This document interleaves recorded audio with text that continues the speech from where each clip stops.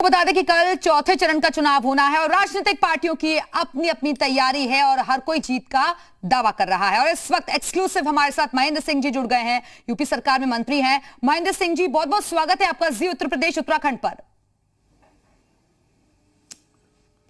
बहुत बहुत धन्यवाद दिव्या जी, आपका बहुत धन्यवाद है। महेंद्र जी, 3 चरण तो पूरे हो गए, कल चौथे चरण की बारी है। बीजेपी कितनी तैयार चुनाव में जाने के लिए? देखिए, भारतीय जनता पार्टी पूरी तरीके से तैयार है। 3 चरणों के चुनाव के बाद अब तो भारतीय जनता पार्टी के पक्ष में सुनामी चल रही है। लहर जबरदस्त तरीके से है, जनता आगे आगे है, बाकी लोग पीछे पीछे हैं। हर कोई व्यक्ति कमल का फूल खिलाना चाहता है, उत्तर प्रदेश को नंबर 1 का राज्य बनाना चाहता है।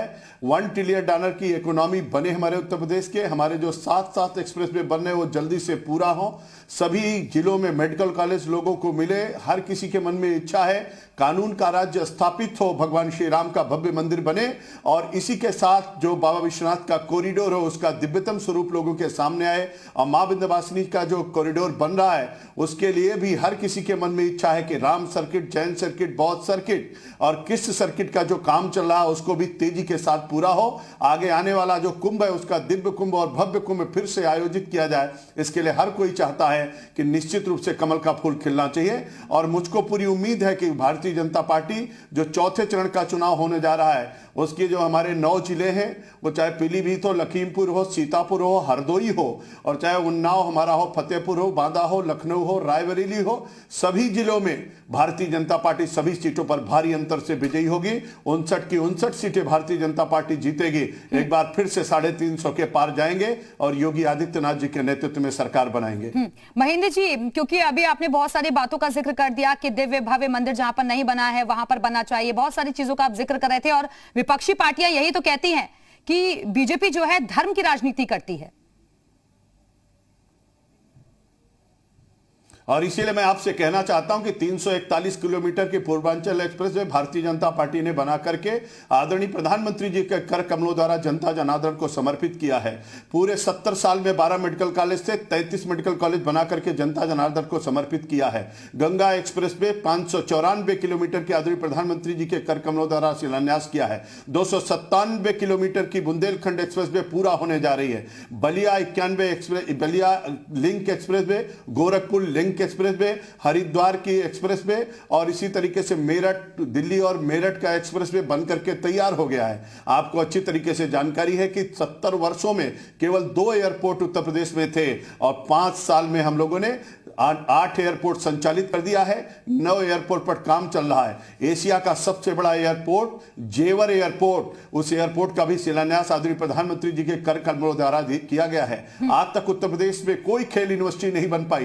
पहली बार भारतीय जनता पार्टी सरकार ने मेरठ के अंदर खेल यूनिवर्सिटी भी बना रही है। उत्तर प्रदेश का चतुर्दिक विकास हो रहा है। दिव्य कुंभ और भव्य कुंभ का आयोजन भी हो रहा है। हम सांस्कृतिक राष्ट्रवाद को साथ में लेकर के चलते हैं। जहां सांस्कृतिक राष्ट्रवाद है वहीं राष्ट्रवाद है और विकासवाद, इसके तीनों के समन्वय के आधार पर आज दुनिया के अंदर उत्तर प्रदेश नंबर 1 के स्थान पर है। और इसलिए दंगाई जितने हैं, गुंडे हो, अपराधी हो, और इसलिए बुलडोजर भी साथ साथ चल रहा है। पूरे उत्तर प्रदेश को इससे भी मुक्ति प्राप्त हुई है। बुंदेलखंड को डकैतों से खाली कराया गया है। खनन माफिया और भू माफियाओं को जेल भेजा गया है। और इसलिए आदरणीय मुख्यमंत्री जी कहते हैं एक हाथ में बुलडोजर और दूसरे हाथ से विकास होगा। आज हमारी जो ईज ऑफ डूइंग बिजनेस में हम 14वें पायदान पर थे, दूसरे स्थान पर आ गए हैं।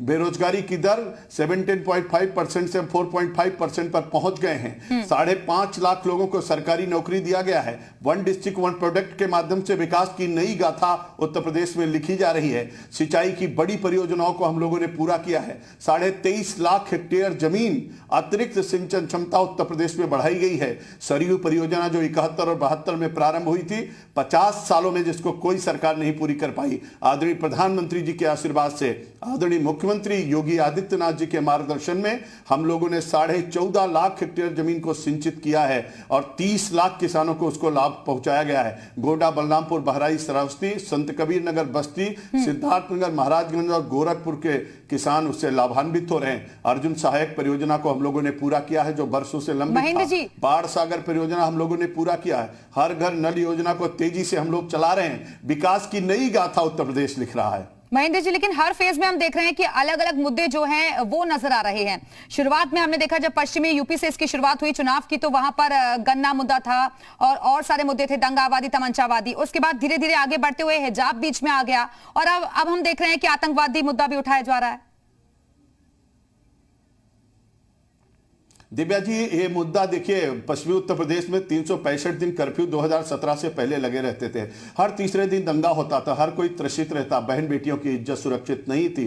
आप जब दूसरे चरण में आए वही स्थिति हमको दिखाई पड़ी, लेकिन जब तीसरे चरण में हम आए तो खनन माफिया, भू माफिया और गुंडे अपराध और बुंदेलखंड के डकैतों से जो पूरी तरीके से त्रसित थे, वो एक बड़ा मुद्दा था। पीने का पानी बुंदेलखंड के लिए एक बड़ा मुद्दा था, सिंचाई के लिए बड़ा मुद्दा था। लेकिन आज की तारीख में अगर देखेंगे आप तो अहमदाबाद में जो लोग पकड़े गए, जिनको फांसी हुई और फांसी की सजा सुझाई जाने के बाद जो फोटो वायरल हुई है, जिनका बेटा अहमदाबाद में बम विस्फोट कर रहा है और उसका पिता यहां आकर के विचार विमर्श कर रहा है एक पार्टी के राष्ट्रीय अध्यक्ष के साथ, अप्रत्यक्षम किम प्रमाणम पूरी तरीके से स्पष्ट हो चुका है। और इसीलिए सपा की सरकार जब बनती है तो सिमी से प्रतिबंध हटाने की बात करते हैं। सपा की सरकार जब बनी तो सबसे पहले अखिलेश ने आतंकियों को छोड़ने की बात कही। इसीलिए सपा का जब भी आती है सरकार या सपा के नेता जब खड़े होते हैं तो अखिलेश ने, हमने नहीं उठाया, अखिलेश ने जिन्ना का जिंदाबाद लगाया, अखिलेश ने पाकिस्तान, अखिलेश की पार्टी के लोगों ने, कार्यकर्ताओं ने पाकिस्तान का जिंदाबाद लगाया। ये भारत माता को डाइन कहते हैं, ये राम भक्तों पर गोली चलवाते हैं, ये आतंकवादी परिवारों के साथ मिलकर के काम करते हैं। ये जब मुजफ्फरनगर का दंगा हुआ तो दंगाइयों को हेलीकॉप्टर से लखनऊ में लाकर के उनसे बातचीत करते हैं। तो इनका कहीं ना कहीं कनेक्शन ये दिखाई पड़ता है, ये स्पष्ट है और जनता उत्तर प्रदेश की इसका जवाब देना चाहती है। और इसलिए हर किसी के मन में बिल्कुल, और यही देखना होगा कि क्या जनता दोबारा से बीजेपी पर भरोसा करती है या फिर नहीं। बहुत बहुत शुक्रिया आपका महेंद्र जी हमारे साथ जुड़ने के लिए। और अब आगे